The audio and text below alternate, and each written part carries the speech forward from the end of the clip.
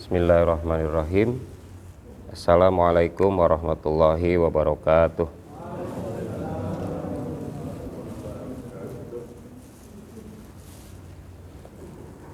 Alhamdulillahirabbil alamin wa bihi nasta'inu ala umuri dunya waddin. Wassalatu wassalamu ala nabiyyina Muhammadin wa ala alihi wa sahbihi ajma'in, amma ba'd. Bapak Ibu yang dirahmati Allah, mari kita senantiasa memanjatkan puji dan syukur kehadirat Allah Subhanahu wa taala yang senantiasa melimpahkan rahmat karunia-Nya pada kita semua. Wabil khusus pada malam ini, walaupun agak gerimis ya, kita diperkenankan diberi kekuatan dan kemauan serta kemampuan untuk hadir di majelis ini.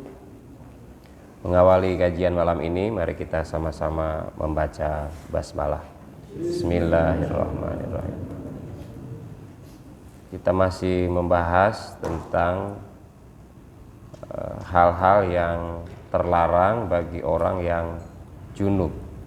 Junub itu dia yang punya hadas besar, baik karena keluar mani maupun dalam keadaan nifas dan haid.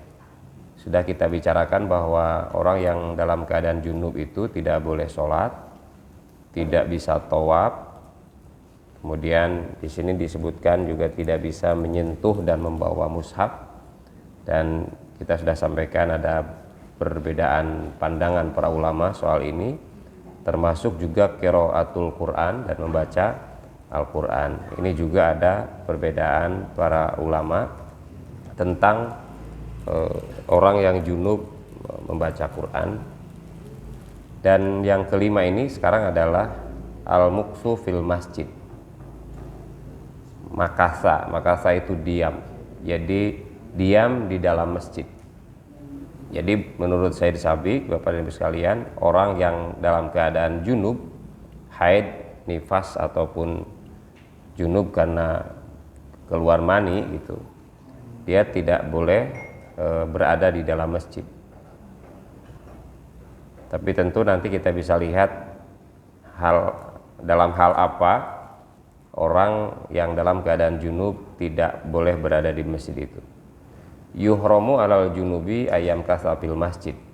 Jadi diharamkan orang yang junub untuk berada di masjid atau tinggal di masjid. Li hadis Aisyah radhiyallahu anha, Sayyid Sabiq mengutip hadis yang diriwayatkan oleh Aisyah.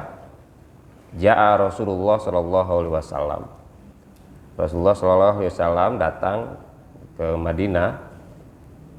Artinya beliau datang dan kemudian melihat fenomena wa wujuhu buyutu ashabihi syariatun fil masjid. Jadi rumah para sahabat itu berada di jalan menuju ke masjid. Kemudian Nabi bersabda, wajjihu hadhil buyut anil masjid. Maka jauhkan ini rumah dari masjid, katanya. Saya tidak bisa bayangkan ya mungkin masjid-masjid para sahabat dulu itu dekat dengan rumah-rumah para sahabat dulu itu dekat dengan masjid.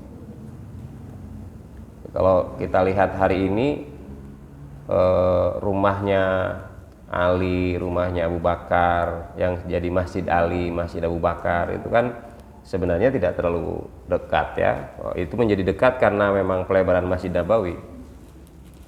Tapi itu menjadi jalan menuju ke masjid gitu. Kenapa Rasulullah SAW meminta para sahabat waktu itu untuk menyingkirkan rumah-rumah itu dari masjid? Summa dakhala Rasulullah sallallahu alaihi wasallam, kemudian Rasulullah sallallahu alaihi wasallam masuk, artinya masuk ke masjid. Walam yasna'al qaum syai'a. Ya, walam yasna'il qauma syai'an. Ya, para sahabat ketika itu, kaum waktu itu tidak merespon apa yang dikatakan oleh Nabi. Roja'a ayyanzila fihim rukhsah. Mereka berharap ada keringanan, mengharap ada keringanan agar rumah mereka tidak digeser, tidak dipindah. Jadi rupanya para sahabat juga dulu untuk hal tertentu tidak langsung samina wa ata'na ya. Jadi didiamkan aja apa perintah Rasulullah itu, tapi dengan harap mudah-mudahan ada rukhsah. Fakharaja ilaihim faqala. Lalu Rasulullah keluar kepada mereka tadi dan beliau bersabda, wajjihu hadhil buyut anil masjid fa inni la uhilul masjid li haidin wala li junubin.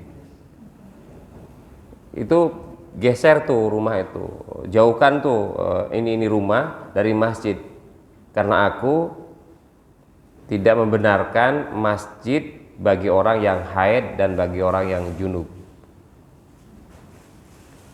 Ini hadis ini yang diriwayatkan oleh Aisyah. Jadi rupanya antara masjid, nampaknya Bapak Ibu dan sekalian, rumah dan masjid itu kayak gandeng gitu loh. Jadi gandeng, jadi susah membedakan mana rumah mana masjid. Ya kayak rumah Nabi sekarang dengan di Masjid Nabawi kan, yang kita kenal dengan Raudhah itu ya. Itu kan dekat sekali. Bahkan sekarang rumah itu menjadi di dalam masjid. Jadi kata Nabi, aku tidak membenarkan, aku tidak suka bagi orang yang haid dan yang junub ada di masjid ini. Rawahu Abu Dawud. Wa an Ummu Salamah radhiyallahu anha, dan dari Ummi Salamah radhiyallahu anha, dakhala Rasulullah sallallahu alaihi wasallam sarhatun hadhil masjid. Sarhatun apa?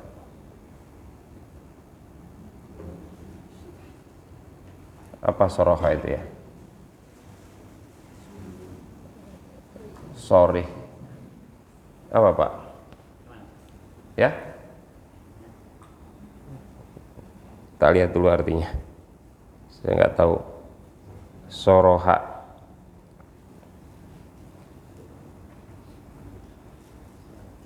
Sorhatun hadhil masjid. Apa Pak? Artinya Pak? Berdiam diri.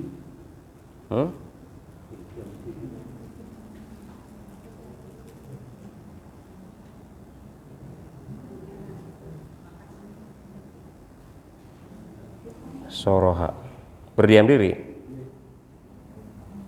Soroha, ya.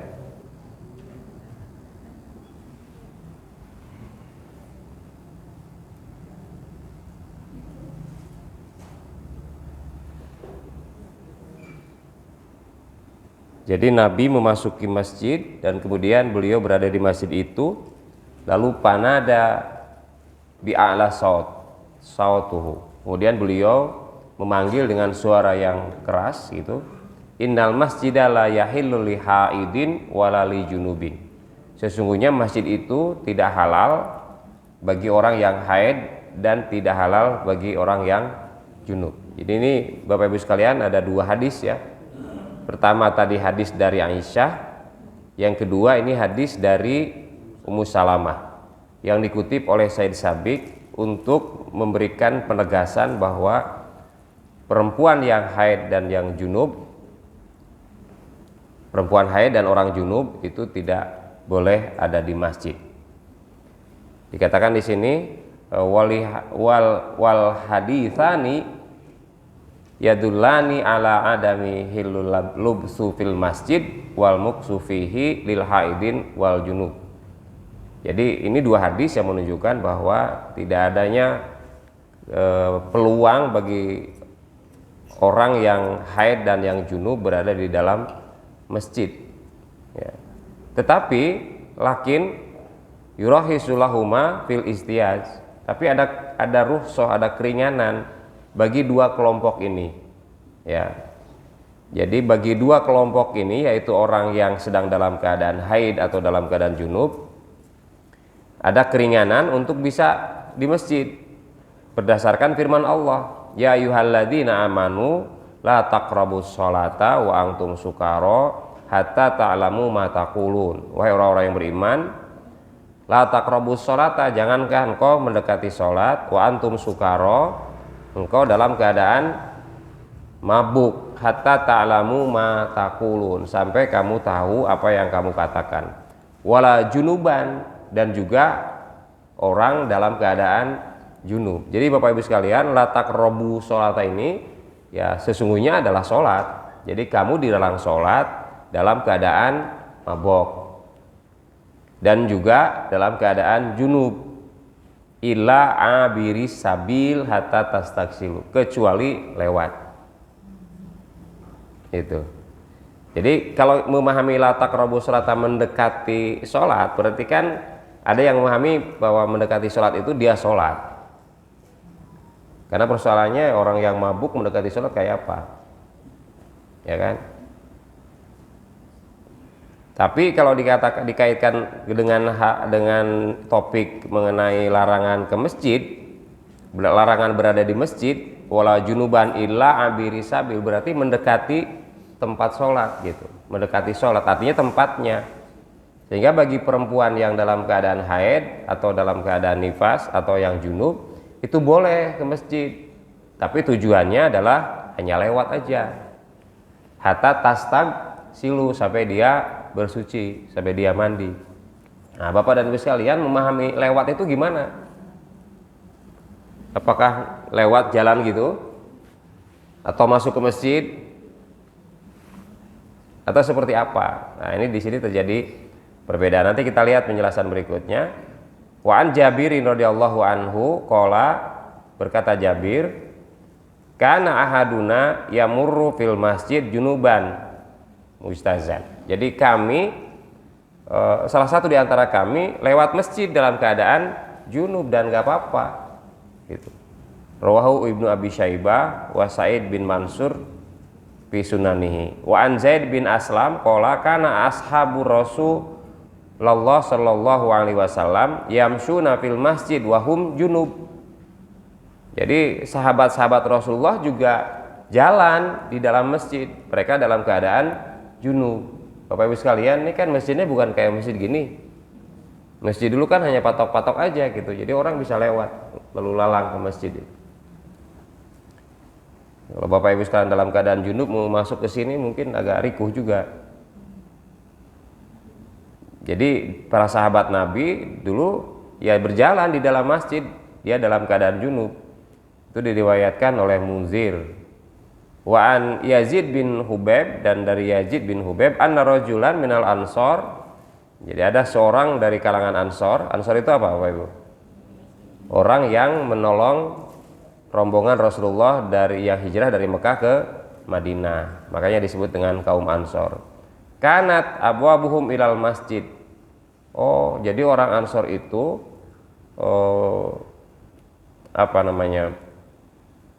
pintu-pintunya itu ya, pintu rumahnya itu ya dekat masjid gitu.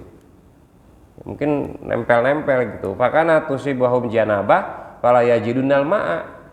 Kemudian mereka kena junub dan tidak mendapati air. Wala tariqun ilaihi illa minal masjid, dan tidak ada jalan untuk mencari air di rumah gitu lalu lalang itu kecuali ya melewati jalan masjid itu. Fa anzalallahu ta'ala wala junuban illa abiris sabil. Al-Qur'an ini memberikan garis bawah terhadap orang-orang yang lalu lalang lewat sana sini ke masjid. Tapi kalau kita lihat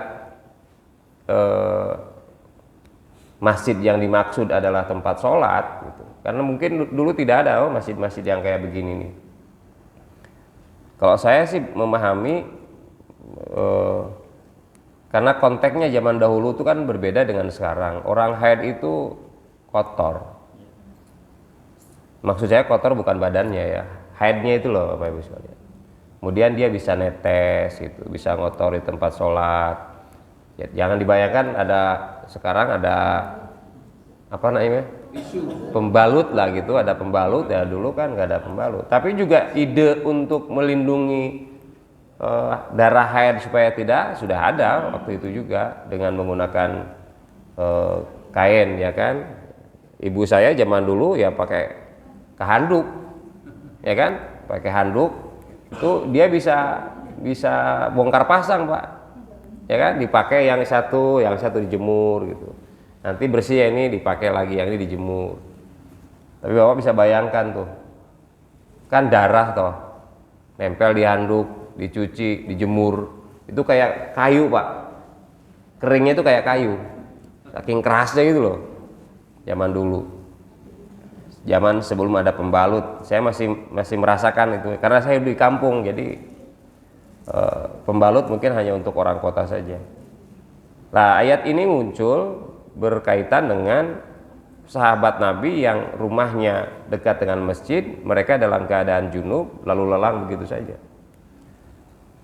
Kata kunci dari larangan kita ke masjid itu sebenarnya tidak boleh sholat. Orang diam di masjid itu apa, Bapak bisa lihat?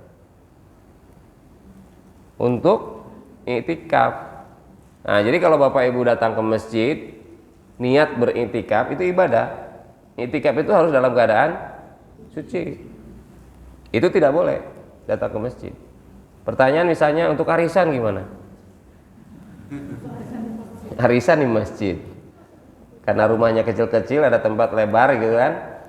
Arisan di masjid, apalagi di masjid itu. Pengajian di masjid kayak begini. Kalau niatnya iktikaf nggak boleh. Tapi kalau niatnya hanya lewat, ya kan?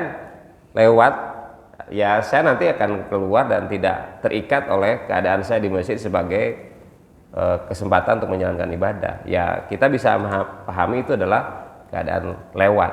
Ini para ulama hari ini ijtihadnya memang sudah maju sekali. Perempuan yang belum bisa melaksanakan tawaf ifadah, ya tawaf ifadah sampai menjelang kepulangan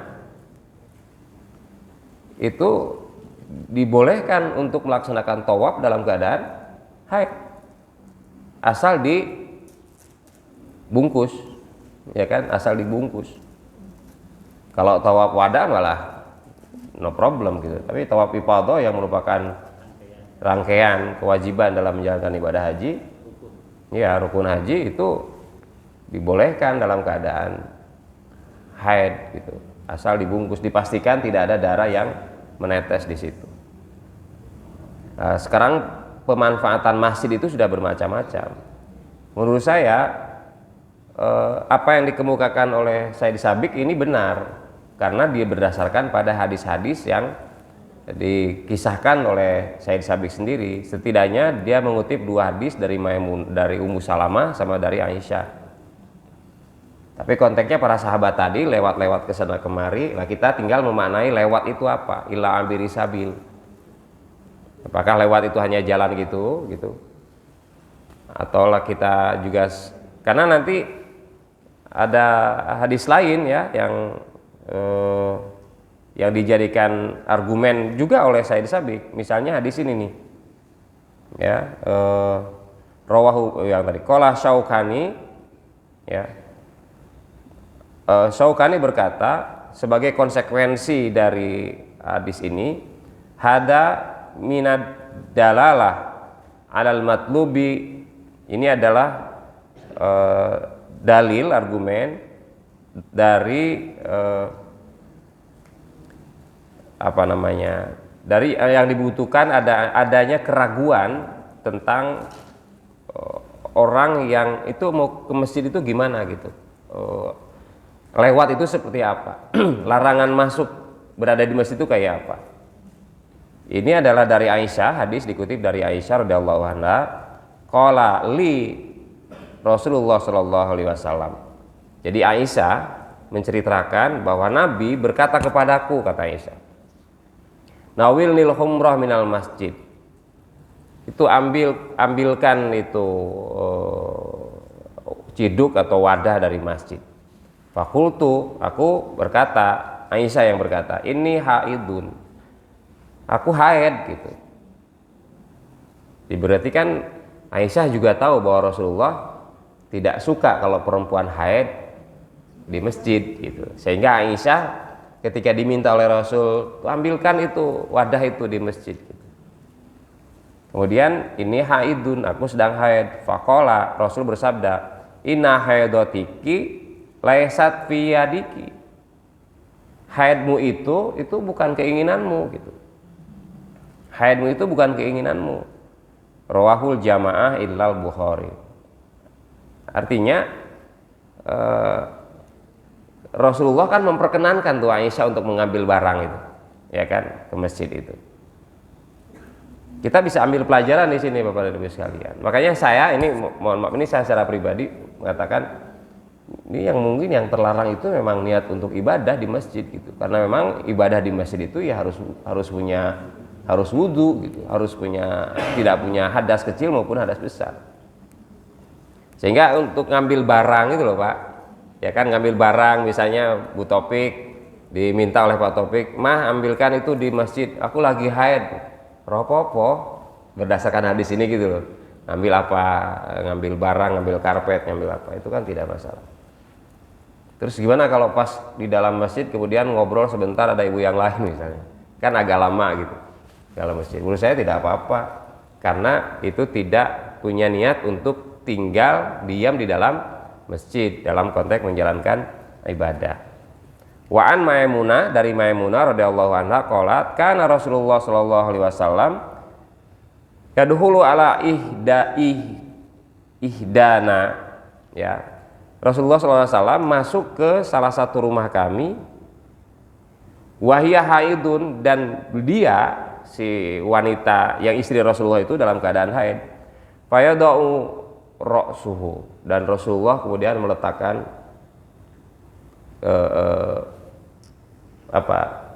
meletakkan kepala beliau fi hijriha fayaqra'ul Qur'an wa hiya haid. Jadi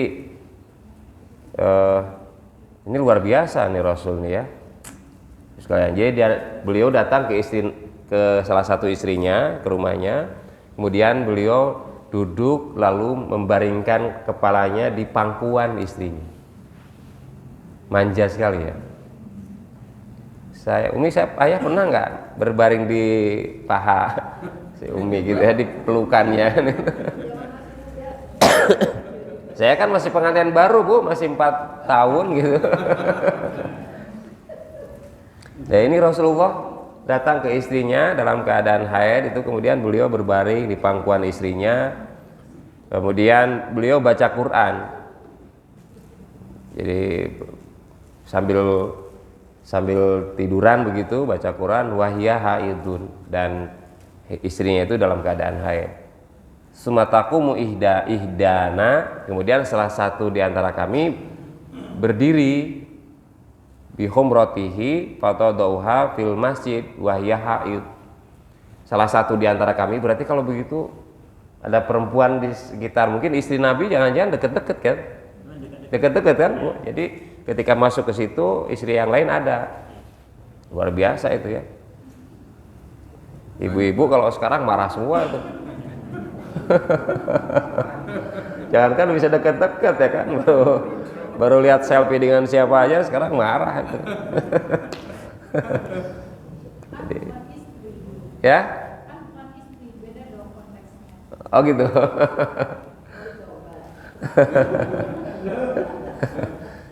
Jadi ini yang satu, dia Rasul tidur di pangkuan kan nggak mungkin Rasul tidur di pangkuan bukan istrinya kan, pasti di pangkuan istrinya. Nah, kami salah satu di antara kami, saya melihat ini istri Nabi juga gitu, kemudian membawa wadah kayak muk minuman gitu, wadah minuman, dan meletakkan hal itu di masjid, dan dia dalam keadaan haid gitu loh ya kan. Artinya bahwa keluar masuk masjid dalam keadaan haid untuk tujuan tadi kan, abiri itu kan pemahamannya kan lewat. Kalau saya memahami dengan cara seperti ini untuk tujuan bukan menjalankan ibadah, ya itu tidak apa-apa berdasarkan hadis ini. Gitu. Kan ada toh pengajian Bapak Ibu sekalian di masjid, pengajian bulanan ibu-ibu di masjid gitu. Ya kan? Ya, selama ibu tidak niat untuk melaksanakan iktikaf, ikutlah pengajian di masjid. Tapi jangan niat untuk iktikaf. Karena kalau iktikaf itu ibadah. salah satu syarat menjalankan i'tikaf harus dalam keadaan suci. Kalau tidak suci ya kita batal, tidak jadi i'tikafnya. Nah ini ibu-ibu sekalian, rupanya hal-hal detil, hal-hal kecil begitu yang seperti ini mendapatkan perhatian yang luar biasa dari Nabi Muhammad SAW. Bagaimana sikap kita terhadap tempat ibadah, bagaimana kita menjalankan ibadah, itu satu hal yang ya memang kalau fikih itu begitu Pak. Fikih itu memang detil karena berkaitan dengan perilaku kita, gitu loh, dengan perilaku kita. Dan itu bisa dilihat, bisa diukur gitu, bisa diperbandingkan dengan yang lain gitu. Tapi menurut saya kalau misalnya untuk menjaga kehati-hatian ya tentu kalau mau ke masjid dalam keadaan haid dijaga jangan sampai darahnya netes gitu. Tentu dikasih pembalut yang tebal gitu. Dan sekarang kalaupun netes di dalam masjid mungkin kalau misalnya terpaksa ya, kecuali ada karpet ini memang bermasalah. Kalau tidak ada karpet kan yang lain masih bisa dicuci. Nah itu Bapak Ibu sekalian 5 hal yang tidak boleh bagi seorang yang dalam keadaan junub. Sekali lagi, yang pertama tadi sholat, yang kedua adalah tawaf, yang ketiga adalah membawa Al-Quran, yang keempat menyentuh dan membawa Al-Quran, yang keempat membaca Al-Quran, dan yang kelima diam di masjid. Untuk 3 hal yang terakhir tadi itu Said Sabiq memasukkan ini ya, menyentuh dan membawa Al-Quran, membaca Al-Quran dan diam di masjid. Dia memberikan banyak argumen-argumen yang menurut saya abu-abu gitu tempatnya, posisinya.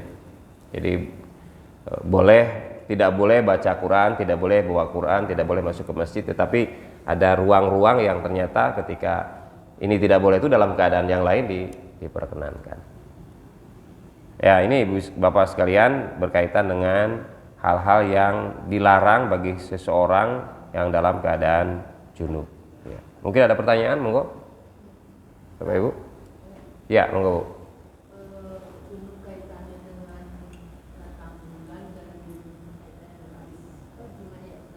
Ya. Iya, sama. Perlakuannya sama karena dua-duanya posisinya junub. Habis mimpi juga sama. Jadi kalau dulu ya orang laki-laki tuh, anak-anak muda gitu kan tidur di masjid. Kan mimpi di masjid tuh. Ya kan? Itu mimpi di masjid. Itu gimana tuh? Apakah kemudian dia harus keluar segera padahal mimpinya itu tengah malam loh Pak? Ya kan? Kalau keluar masjid, kalau di tempat saya di samping masjid itu ada itu loh Pak, keranda. Ya kan? Samping masjid udah keranda. Kalau dalam masjid ya kita tidak sadar ada keranda di situ. Tapi kalau keluar misalnya dia mimpi basah dalam masjid, suruh keluar, wah bubar itu, ya kan? Maka menurut saya kembali kepada apakah di masjid itu dia untuk menjalankan ibadah atau tidak. Gitu. Sama tadi dengan Ibu pertanyaan tadi, apakah junub karena hubungan seksual, junub karena keluar mani, baik karena mimpi ataupun yang lainnya, itu sama. Karena definisi junub yang kemarin kita katakan salah satunya adalah keluar mani, bisa karena disengaja, bisa karena mimpi gitu. Kecuali karena keadaan yang memang tidak berhubungan dengan hasrat seksual. Seperti kemarin kita katakan apa di sini disebutkan ya karena kedinginan, karena sakit gitu. Ya itu tidak menjadi junub kondisinya. Cukup hanya dibersihkan saja dan berwudu. Kadang-kadang kita lupa ya kayak gitu itu. Karena apalagi sudah hampir sebulan yang lalu. Ngatan nggih Bu Taufik? Monggo Bapak Ibu yang lain kalau masih ada. Kalau enggak kita lanjutkan ke bab berikutnya. Ini adalah mandi yang disunnahkan. Al-igsalul mustahabbah, mandi yang disunnahkan. Kalau tadi kan mandi wajib. Mandi wajib disebabkan karena janabah ya. Kalau ini mandi yang disunnahkan. Yang mandi yang disunnahkan itu apa? Yumdahul mukallaf ala fa'iliha wa yusabu. Jadi ya terbaik dilakukan oleh seseorang, dan dia dengan melakukan itu dia mendapatkan reward, mendapatkan pahala gitu kan. Jadi kalau dia mandi yang disunahkan ini, dia akan mendapatkan pahala. Wa idza tarokaha la laumun alaihi wala iqabun. Kalau dia meninggalkannya itu tidak ada celaan buat dia dan tidak ada punishment begitu. Wahiyya sitatun, itu ada 6 hal. Nadkuruha fi mayali. Kami akan menjelaskan. Jadi Bapak Ibu sekalian, menurut Said Sabiq, mandi sunnah itu ada 6 hal. Ya, karena sunnah ini sama dengan definisi sunnah menurut ulama fikih, melaksanakan dapat pahala, kalau meninggalkannya tidak berdosa. Nah, itu definisi fikih. Ini dipakai oleh Said Sabiq di sini. Jadi, apa yang 6 itu? Pertama adalah ghuslul Jum'ah. Mandi ketika kita akan melaksanakan sholat Jum'ah. Nah, ini bagi laki-laki tentu, karena yang wajib melaksanakan Jum'ah adalah laki-laki. Lama kana yaumul Jum'ati yauma ijtima lil ibadati was sholati amru syari bil gusli wa akadahu. Jadi hari Jumat adalah hari berkumpul untuk menjalankan ibadah dan sholat yang diperintahkan oleh syara dengan mandi terlebih dahulu, dan itu ditekankan wa akadahu, artinya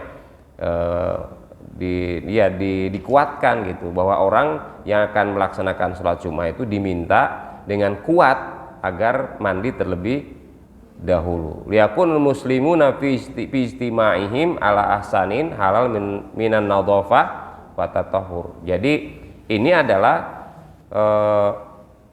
agar umat Islam ketika dia dalam berkumpul itu dalam keadaan yang baik, bersih, ya kan. Jadi supaya kita kumpul dengan yang lain tidak dalam keadaan kotor gitu.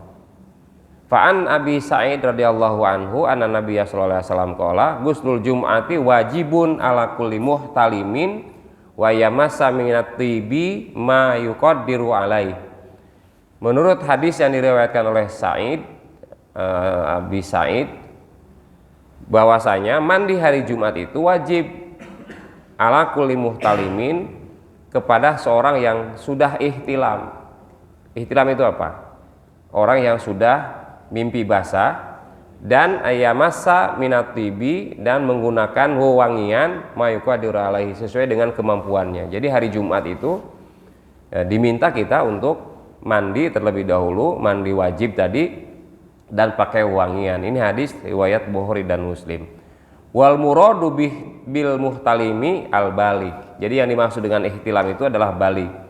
Wal muradu bil wujub takkidun istihbabu. Jadi ya ini yang pemahamannya di sini, wajib di sini bukan berarti wajib dalam arti kalau melaksanakan pahala meninggalkan berdosa, tapi yang dimaksud itu adalah takkidun. Jadi penekanan untuk menggunakan wewangian dan mandi itu adalah takkid, dikuatkan. Bidalilin ma rawahul Bukhari an Ibnu Umar, dengan dalil yang diriwayatkan oleh Bukhari dari Ibnu Umar, bahwasanya Umar bin Khattab bainama huwa qaimun fil khutbah yaumil jum'ah. Jadi sudah adzan ya? 4 menit lagi. Sampai paragraf terakhir nanti.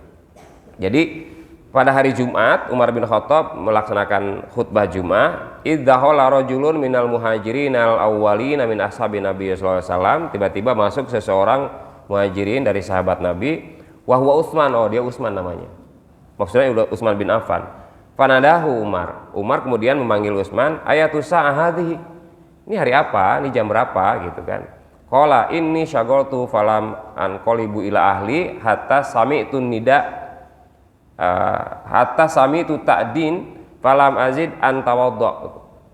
Ya.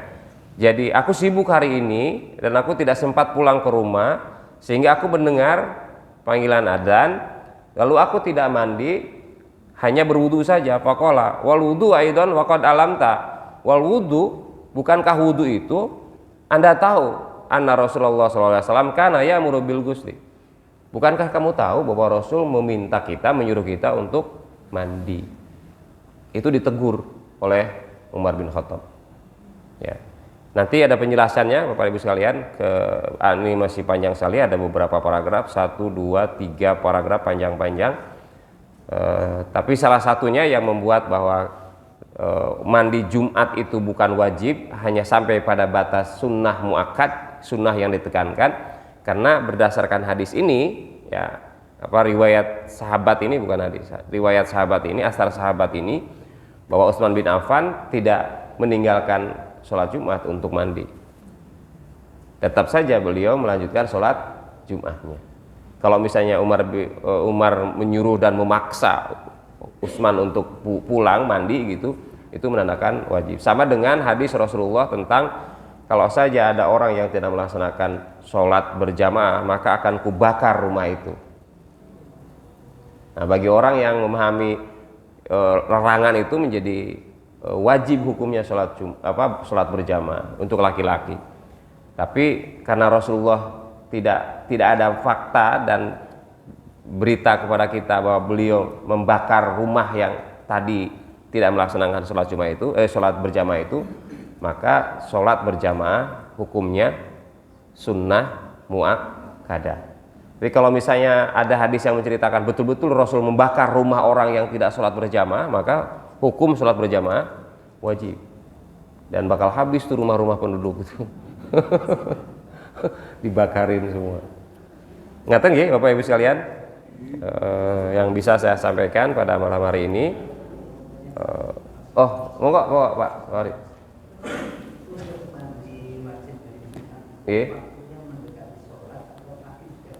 Ini nanti ada penjelasannya, dan tapi saya bisa jawab bahwa itu dimulai dari hari Jumatnya.